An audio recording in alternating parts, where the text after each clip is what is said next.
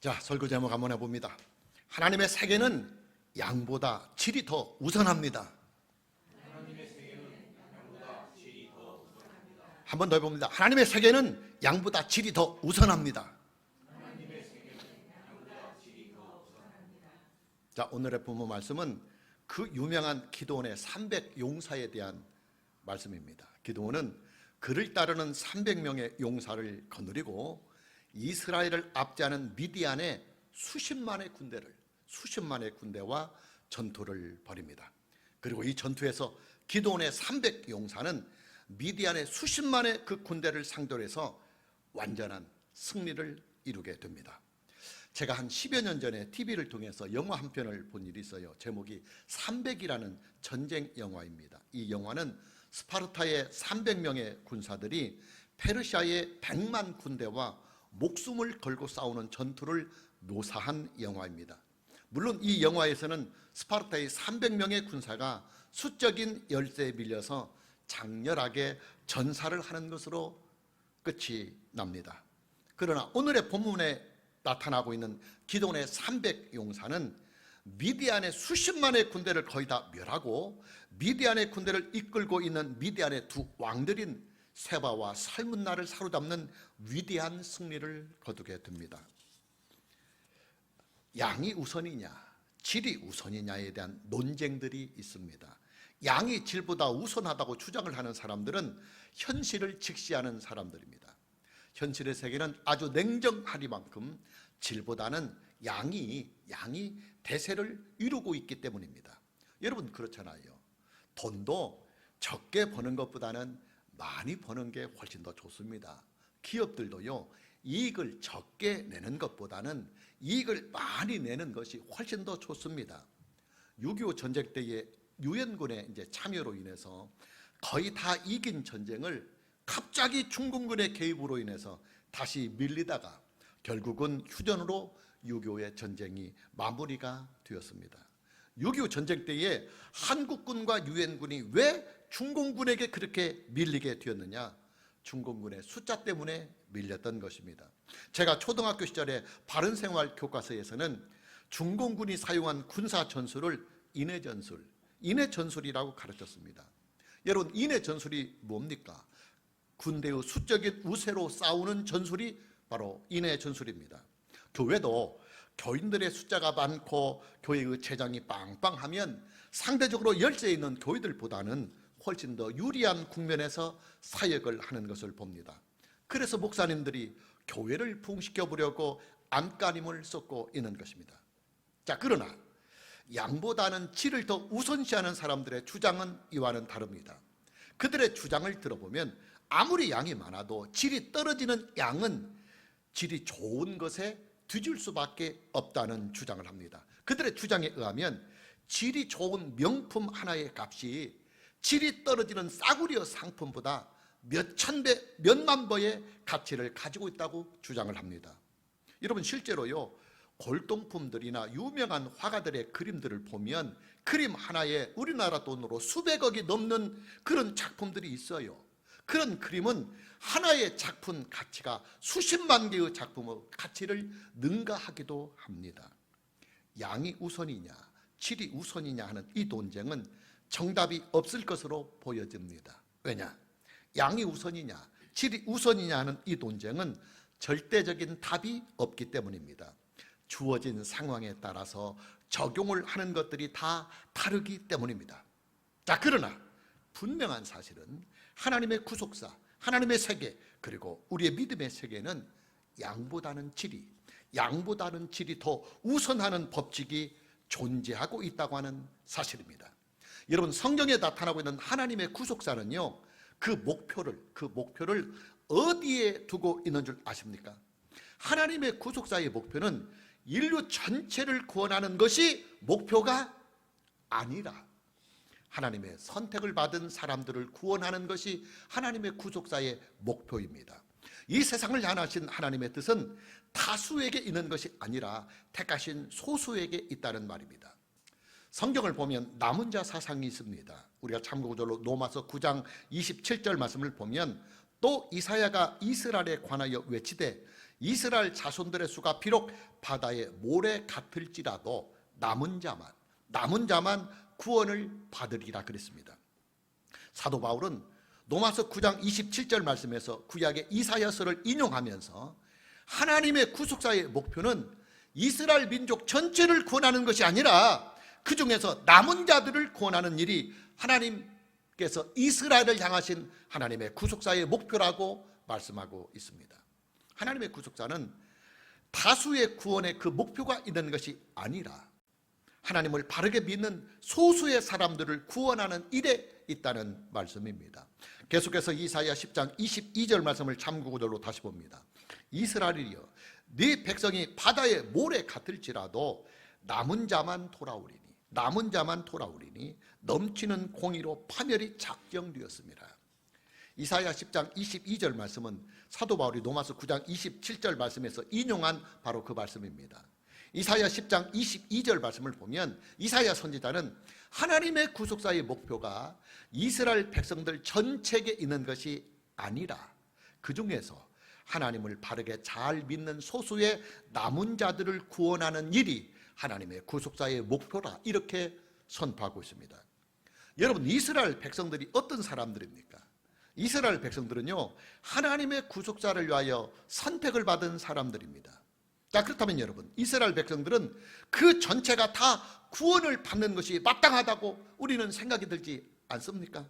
그러나 성경은요, 이스라엘 백성들 전체가 다 구원을 받는 것이 아니라 그들 중에서 하나님을 바르게 잘 믿는 소수의 남은 자들만이 구원을 받는다고 분명하게 선포하고 있습니다. 그리고 실제로 구약의 역사를 보면 이스라엘 백성들 중에서 다수는 사실은 구원을 받지 못했습니다. 그들 다수는 오히려 하나님께 진노를 받았습니다. 우리가 창세기를 보면 노아 시대의 홍수 심판의 사건이 나옵니다. 하나님께서는 죄악이 관영한 이 세상을 심판하시기로 작정을 하시고 홍수를 통해서 인류를 심판하십니다.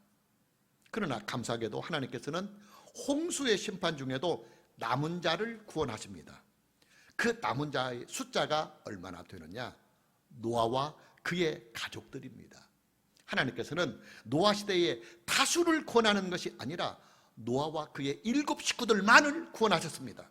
무슨 말이냐? 하나님의 구속자는 전체를 구원하는 일이 목표가 아니라 그 전체 중에서 하나님을 바르게 잘 믿는 자들을 구원하는 일이 하나님의 구속사의 목표라는 말입니다.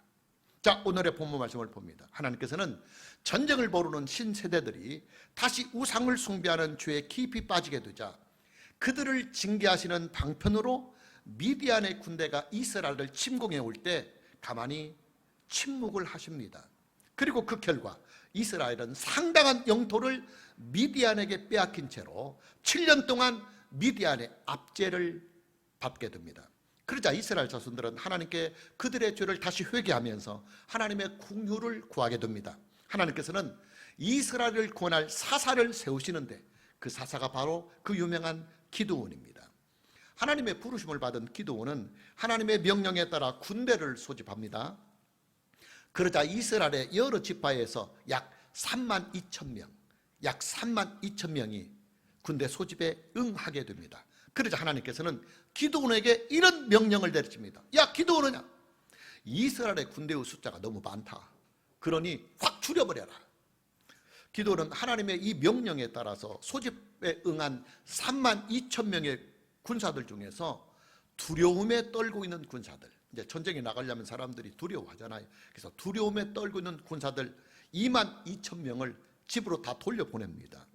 이제 기드온 곁에 남아있는 이스라엘의 군대는 고작 10,000명으로 줄어들고 맙니다. 본문 3절 말씀을 보면 이제 너는 백성의 귀에 외쳐 이르기를 누구든지 두려워 떠는 자는 길라산을 떠나 돌아가라 하라 하시니 이에 돌아간 백성이 22,000명이요 남은 자가 10,000명이었더라. 그러자 하나님께서는 다시 기드온에게 명령을 내리셔서 군사의 숫자를 더 확 줄이라고 명령을 다시 하십니다.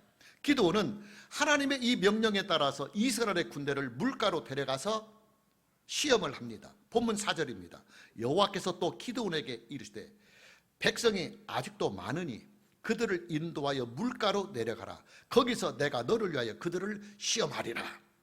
시험의 결과 이스라엘의 군사는 10,000명에서 다시 300명으로 확 줄어들게 됩니다. 자, 여러분이 한번 생각해 보십시오. 기드온의 군사는 지금 미디안의 수십만 군대를 상대해야 합니다. 더군다나 미디안의 군대는 낙타 부대까지 거느린 군대입니다. 본문 12절 말씀을 보면 미디안과 아말렉과 동방의 모든 사람들이 골짜기에 누웠는데 메뚜기의 많은 수와 같고 그들의 낙타의 수가 많아 해변의 모래가 많음 같았더라 그랬습니다. 본문 12절 말씀을 보면 기드온의 300 군사가 상대를 해야 할 미디안의 군사는 메뚜기의 많은 수와 같다고 표현하고 있습니다. 군대의 숫자를 헤아리기 어려울 정도로 군대의 숫자가 심히 많았더라는 표현입니다. 뿐만 아니라 미디안의 군대는 낙타의 수가 많아서 해변에 모래가 많음같이 낙타의 수가 많았다고 성경은 기록하고 있습니다. 고대 사회의 낙타는요, 짐을 운반하는 도구였지만은 그러나 한편으로는 잘 훈련만 하면 일당 100의 능력을 가지고 있는 전략적인 무기가 바로 고대 사회의 낙타였습니다. 낙타의 체구가 크잖아요. 그리고 힘이 아주 좋습니다. 그 큰 체구의 낙타의 몸에 철갑을 두르고 상대방을 그 육중한 힘과 몸무게로 공격을 하면 엄청난 파괴력이 있습니다. 자, 그럼 미디안의 군대의 숫자가 구체적으로 약 얼마쯤 되느냐?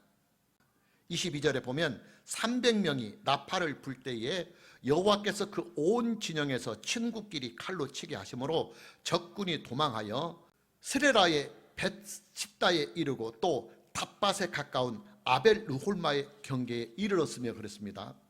기드온의 300 군사가 캄캄한 밤에 미디안의 군대를 선제 기습 공격을 하자 미디안의 군대는 혼비백산을 내서 자기들끼리 서로 칼로 치고받기를 하였다고 성경이 기록하고 있습니다. 아마도 이때 미디안의 군대는 상당한 군사들이 이 캄캄한 밤에 막 자기들끼리 막 칼로 막 치고받고 했으니까 엄청나게 죽어갔을 것입니다. 그리고 다시 참고구절로 사사기 8장 10절 말씀을 봅니다. 이때에 세바와 살문나가 갈골에 있는데 동방 사람의 모든 군대 중에 칼든 자 12만 명이 죽었고 그 남은 15,000명가량은 그들을 따라서 거기에 있더라 그랬습니다. 후퇴를 하는 미디안의 군대를 1차적으로 그들이 기습공격을 당해서 막 혼비백산해서 자기들끼리 막 서로 막 싸워서 자기들끼리 죽이다가 남은 사람들이 이제 후퇴를 합니다.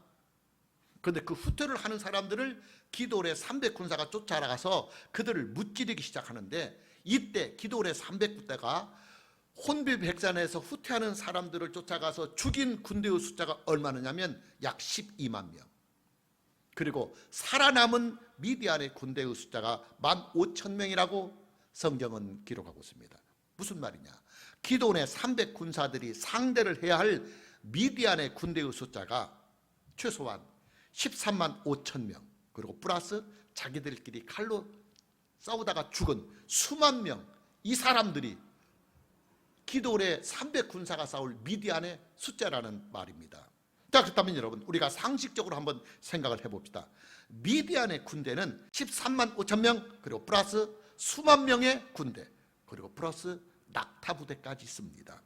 자, 그렇다면 여러분, 이런 군대와 전투를 벌이려면 이스라엘의 군대가 약 얼마쯤 숫자가 되어야 되느냐면, 대등한 입장에서 어느 정도 전쟁을 하려면 적어도 20만 명 이상, 적어도 20만 명 이상의 군대가 반드시 있어야 합니다.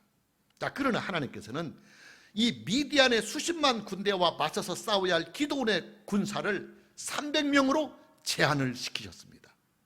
처음에 소집된 군사들 3만 2천 명에서 다시 확 줄여 10,000명으로 줄이고 다시 이 10,000명의 군사를 확 줄여서 300명으로 줄여버리셨습니다.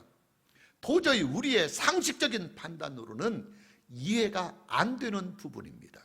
그러나 하나님께서는 이 300명의 기드온의 군사를 사용해서 미디안의 수십만의 군대를 다 물리쳐 주셨습니다.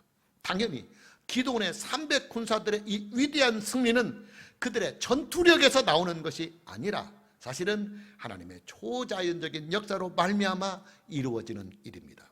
우리는 여기에서 하나님의 뜻을 알아볼 수가 있습니다. 그게 뭐냐? 이스라엘의 군대의 능력은 이스라엘의 군대 그 자체의 능력에서 나오는 것이 아니라 오직 하나님의 능력에서, 오직 하나님의 능력에서 나온다는 이 사실입니다. 그리고 이스라엘의 군대의 그 능력이 오직 하나님 한 분에게서만 나오는 일이라고 한다면 이스라엘 군대의 승리는 군대의 무기나 군대의 숫자와는 전혀 관련이 없다는 이 사실입니다. 따라서 하나님께서는 행여라도 이스라엘의 군대의 승리의 요인이 그들의 군대의 숫자나 그들의 군대의 무기나 그들 군대의 자체적인 능력에 있었다고 하는 이 오해를 아예 불식을 시키기 위해서 이스라엘의 군대를 줄이고 또 줄여서 300명의 소수 인원으로 미디안의 수십만 군대와 싸우게 하셨던 것입니다. 무슨 말이냐? 하나님의 구속사 그리고 하나님의 세계 그리고 하나님의 믿음의 세계는 양에 있지 않고 질에 있다, 그 말입니다. 하나님의 역사는 양의 많음에 있지 않고 소수일지라도 하나님을 절대적으로 믿고 순종하는 그 믿음의 사람들의 믿음의 질에 있다는 말입니다. 요즘 수요일 예배 때 사도행전을 강의하고 있습니다. 여러분, 사도들을 중심으로 해서 세워진 예루살렘 교회는요, 신약시대에 세워진 최초의 신약의 교회입니다. 자, 예루살렘 교회의 숫자가 대략 얼마나 되느냐? 렌스키라고 하는 추석학자는 사도들 시대의 예루살렘 교회의 숫자를 약 2만 명에서 2만 5천 명으로 추산을 하고 있습니다. 그런데 여러분, 초대교회에서 하나님의 구속사의 일을 가장 잘 감당했던 교회는요, 예루살렘 교회가 아니었어요. 약 2만에서 2만 5천 명, 그 인구 비례에 의해서 그 사도들 시대에 2만에서 2만 5천 명 정도 모이는 교회라고 한다면 엄청납니다. 그런데 초대교회에서 하나님의 구속사의 일을 많이 효과적으로 잘 감당했던 교회는 예루살렘 교회가 아니라 오히려 이방인 지역에 세워진 안디옥 교회였습니다. 그런데 안디옥 교회는 교인들의 숫자를 비교해 볼 때 예루살렘 교회보다는 현저하게 적은 인원들이었습니다. 그러나 안디옥 교회는 예루살렘 교회가 가지지 못하고 있었던 신앙의 마인드를 가지고 있었습니다. 그 마인드가 뭐냐? 이방인들을 향한 선교의 마인드, 선교의 열정이었습니다. 안디옥 교회는 선교에 대한 열정과 선교에 대한 마인드를 가지고 사도 바울과 바나바를 이방 세계를 선교하는 선교사로 세워서 파송을 하면서부터 하나님의 복음이 그들을 통해서 온 유대와 사마리아뿐만 아니라 아시아와 유럽 그리고 온 세계에 전파가 될 수 있었던 것입니다. 무슨 말이냐? 하나님의 구속사, 하나님의 세계, 하나님의 역사는 다수를 통해서만 이루어지는 것이 아니라 질이 좋은 소수를 통해서 더욱 강하게 나타나고 있다는 말입니다. 여러분, 예수님께서는요, 그분의 모든 인생을 하나님의 복음 사역에 올인을 하셨습니다. 예수님의 입장에서 보면 할 일이 참 많았을 것으로 보여집니다. 일이 많으면 당연히 일꾼들도 많이 있어야 합니다. 그러나 예수님께서는 이 땅에 계시는 동안에 12명의 제자들만 세우셨습니다. 예수님의 능력과 예수님의 인기를 생각해 볼 때, 그리고 예수님께서 감당해야 할 하나님의 일을 생각해 볼 때 몇천 명도 부족하고 아니면 몇만 명도 부족할 것이라고 하는 생각이 우리들은 드는데 예수님은 오히려 12명의 제자들만 세우셨습니다. 무슨 말이냐? 예수님께서도 하나님 아버지와 마찬가지로 양보다는 질을 더 우선시 하셨다는 말입니다. 이게 바로 이 세상과 하나님 나라의 차이입니다. 이 세상은 양이 많아야 인기를 얻고 양이 많아야 돈도 벌고 양이 많아야 권력도 얻지만은, 그러나 하나님의 나라는 질이 좋아야 하나님의 나라가 세워지고 질이 좋아야 하나님께서 영광을 받으시고 질이 좋아야 비로소 하나님의 거룩하신 뜻이 이 땅에 이루어진다는 말입니다. 여러분, 하나님의 완성된 나라는요, 이 지구상에서 이루어지는 것이 아니라 예수님의 재림 때에 나타나게 될 새하늘과 새 땅에서 하나님의 완성된 나라가 이루어집니다. 왜 하나님의 완성된 나라가 지금 우리가 살고 있는 이 지구상에서 이루어지지 아니하고 새하늘과 새 땅으로 이루어지느냐? 소수의 사람들에게 하나님의 나라가 주어지기 때문입니다. 자, 중요한 것은 하나님께서는 하나님의 뜻을 이루어 나가실 소수의 사람을 선택하실 때 어떤 기준을 가지고 선택을 하시느냐 하는 이 문제입니다. 첫째, 하나님께서는 믿음으로 담대한 소수의 사람을 기쁘게 사용하십니다. 본문 3절입니다. 이제 너는 백성의 귀에 외쳐 이르기를 누구든지 두려워 떠는 자는 길르아 산을 떠나 돌아가라 하라 하시니 이에 돌아간 백성이 22,000명이요 남은 자가 10,000명이었더라 그랬습니다. 하나님께서는 소집된 기드온의 군사들 32,000명 중에서 22,000명을 집으로 돌려보내십니다. 그들은 하나님의 역사에 합당하지 못한 군사들이기 때문입니다. 이때 집으로 돌려보내는 사람들이 어떤 사람들이냐? 전쟁에 나갈 사람들이 그 전쟁을 두려워하고 있는 사람들입니다. 여러분, 전쟁이라고 하는 것은요, 훈련하고는 또 다른 차원입니다. 군사 훈련은 아무리 고되고 힘들고 위험하지만 그러나 큰 사고가 없는 한 죽지는 않아요. 그러나 전쟁은 다릅니다. 전쟁이라고 하는 것은 죽음의 공포가 늘 따라다니는 일입니다. 내가 오늘 살아있다고 해서 내일도 살아있다고 하는 보장이 전혀 없는 것이 전쟁터입니다. 저는 어렸을 때 전쟁 영화를 보면서 가끔 이런 생각을 했어요. 총알이 빗발치는 상황에서 지휘관이 돌격 앞으로 하고 명령을 떨어지면 부대원들이 전부 다 막 총알이 막 날라오는데 그냥 앞으로 전진하더라고요. 그럴 때 그 막 총알이 빗발치는 그런 현장을 막 돌격 앞으로 하는 그 군사들의 마음속에 얼마나 두려움이 있었을까? 여러분, 기독인의 신앙생활은요, 영적인 전쟁입니다. 당연히 기독인의 신앙생활은요, 담대하지 못하면 세상에게 질질 끌려 다닐 수밖에 없고 믿음의 그 역사를 세상에 나타내지 못하고 두려움과 불안에 떨게 됩니다. 하나님께서는 하나님을 믿고 의지하는 마음으로 담대하게 믿음의 선한 싸움을 싸울 수 있는 기독인을 이 땅에 찾으십니다. 비록 소수일지라도 그들을 찾아서 그들에게 능력을 주시고 은혜를 주셔서 그들을 통하여 하나님의 구속사와 하나님의 뜻을 이 땅에 이루어 가시는 것입니다. 두 번째로 하나님께서는 영적으로 늘 깨어있는 소수의 사람들을 하나님께서는 기쁘게 사용하십니다. 본문 6절입니다.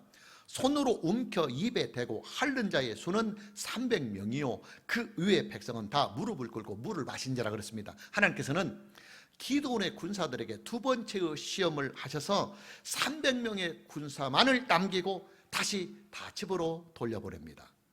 300명의 기드온의 군사를 선발하는 기준이 뭐냐? 군사들이 물을 먹는 자세가 선발의 기준이었습니다. 300명의 기드온의 군사들은 서서 손으로 물을 떠서 손에 있는 물을 개처럼 핥아먹었습니다. 그러나 다른 군사들은 무릎을 팍 꿇고 그 물에 직접 혀를 대고 물을 먹었습니다. 하나님께서는 서서 손으로 물을 떠서 손에 있는 물을 개처럼 핥아먹는 300명의 군사를 최종적으로 하나님께서 사용하시는 군사로 낙점을 하십니다.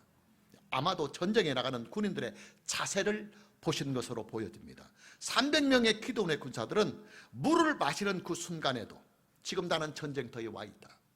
지금 나는 싸우러 가야 할 언제 어느 때 적군이 나를 기습할지도 못한다는 경계 속에서 그 경계를 풀지 않고 서서 손으로 물을 떠서 사방을 주시하면서 손에 있는 물을 핥아먹은 것으로 보여집니다. 그러나 남은 사람들은 그냥 질퍽거니 그냥 물가에 무릎을 꿇고 아예 얼굴을 그냥 쳐박고 물을 먹었던 것입니다. 그럴 때 적군이 화살로 팍 쏴버리면 그냥 죽는 거잖아요. 무슨 말이냐? 전쟁터에 나갈 군인은 항상 늘 깨어 있어야 한다. 늘 깨어 있어야 한다는 말입니다. 여러분, 하나님께서는요, 영적으로 늘 항상 깨어 있는 소수의 사람을 기쁘게 사용하십니다. 영적으로 나태해지거나, 그리고 영적으로 해이해지거나, 영적으로 깊은 잠을 자는 사람을 사용할 수 없잖아요. 하나님께서는 영적으로 깨어있는 사람, 하나님께서 말씀하시면 즉각 들을 수 있는 사람, 하나님께서 명령하시면 언제 어느 때든지 그 명령을 즉각 듣고 그 명령에 순종할 수 있는 깨어있는 사람을 하나님은 사용하십니다. 세 번째로, 하나님께서는 하나님의 말씀에 순종하는 소수의 사람을 기쁘게 사용하십니다. 본문 17절 18절입니다. 그들에게 이르되 너희는 나만 보고 내가 하는 대로 하되, 내가 그 진영 근처에 일어나서 내가 하는 대로 너희도 그리하여 나와 나를 따르는 자가 다 나팔을 불거든 너희도 모든 진영 주에서 나팔을 불며 이르기를 여호와를 위하라, 기도원을 위하라 하라 하니라 그랬습니다. 자, 여러분, 기도원의 300군사들은요 제1차의 전투에서 칼이나 활로 미디안의 군대를 상대한 것이 아니었어요. 기드온의 300군사들은 오로지 하나님 말씀만을 따르고 순종하면서 하나님께서 그들에게 명하신 대로 캄캄한 밤에 미디안 군대가 진을 치고 있는 장소에 가서 몰래 항아리에 감춘 횃불을, 이게 이제 갈 때 상대방이 보이면 안 되니까 빛이 새나가지 않도록 항아리에 잘 감추고 횃불을 가지고 가다가 300명이 일제히 신호에 따라서 항아리에서 딱 불을 밝히고 동시에 항아리를 동시에 깨트리는 거예요. 그리고 나팔을 불기 시작하는 거예요.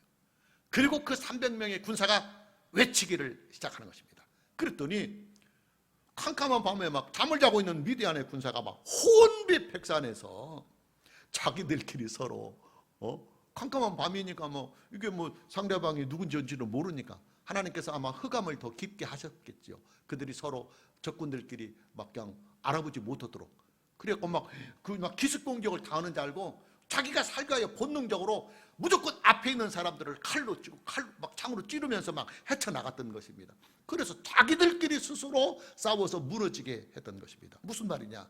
기드온의 300군사들은 하나님의 말씀에 절대적으로 순종을 했다는 말입니다.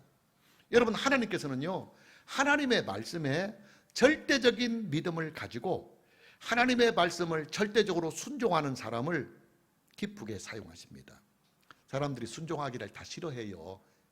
다 자기들 멋대로 살려고 하고 자기 자존심 있고 자기 프라이드 있고 또 자기 스타일이 있고 자기 취향이 있어요.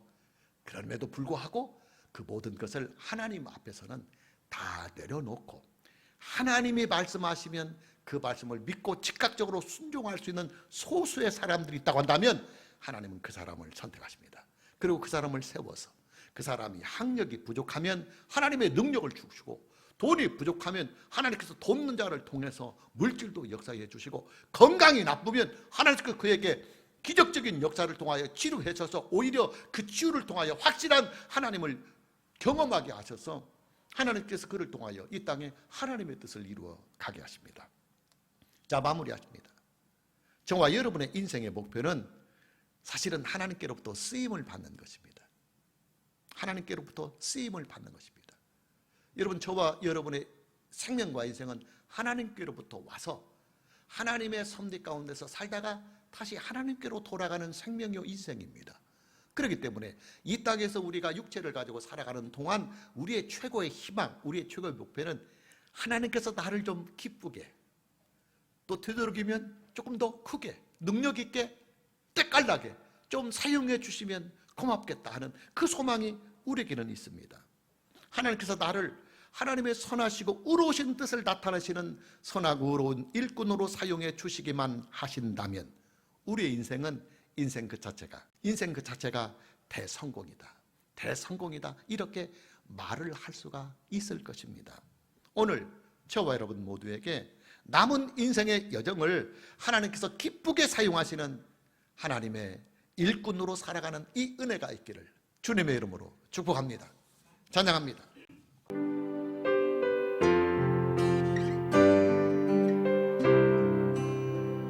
하나님 날 구원하신 놀라우신 은혜. 하나님의 사랑, 날 구원하신 놀라우신 사랑. 하늘 문을 여시고 날 기다리네 주보혈의 은혜로. 하늘 문을 여시고 날 부르시네 그 크신 사랑으로.